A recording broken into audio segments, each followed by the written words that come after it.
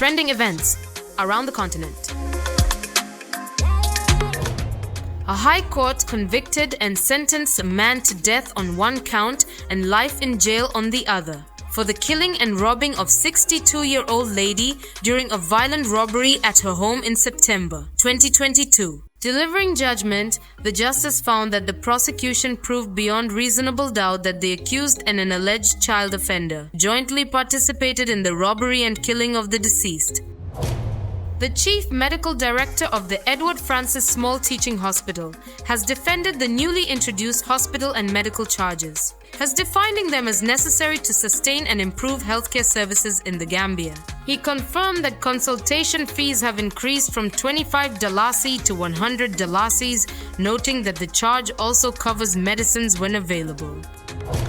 A Scottish court has sentenced 56-year-old Gambian to life imprisonment for the murder of a 43-year-old woman from the Gambian community in Edinburgh. Scottish police said the killing happened at a home in August 2025 after officers responded to reports of a disturbance and found the victim seriously injured.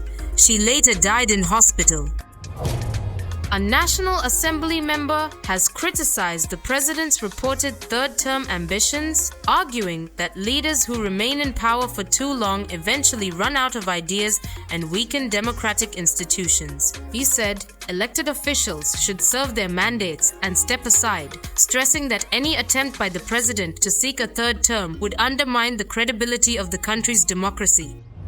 The Gambia Immigration Department, in collaboration with the Gambia Armed Forces, has intercepted 62 irregular migrants during a joint operation conducted. According to a press release issued, the operation was launched following information provided by individuals who had escaped from a migrant camp in Sika.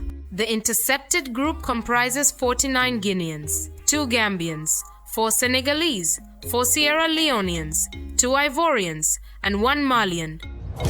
The Scorpions of the Gambia are drawn against the 2023 Africa Cup of Nations champions, the Ivory Coast, 4-time winners Ghana and Somalia in the 2027 Africa Cup of Nations qualifiers. The Scorpions, who missed qualifying for the last competition in Morocco, will be hoping to be on a roll to return to the continental showpiece, following their 2 appearances in 2021 and 2023.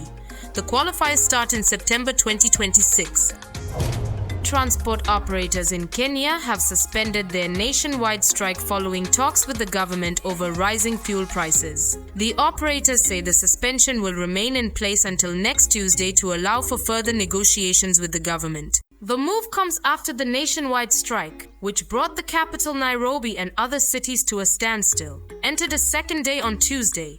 At least 4 people were killed and 30 injured in Monday's protests, with more than 700 arrested nationwide, according to the authorities.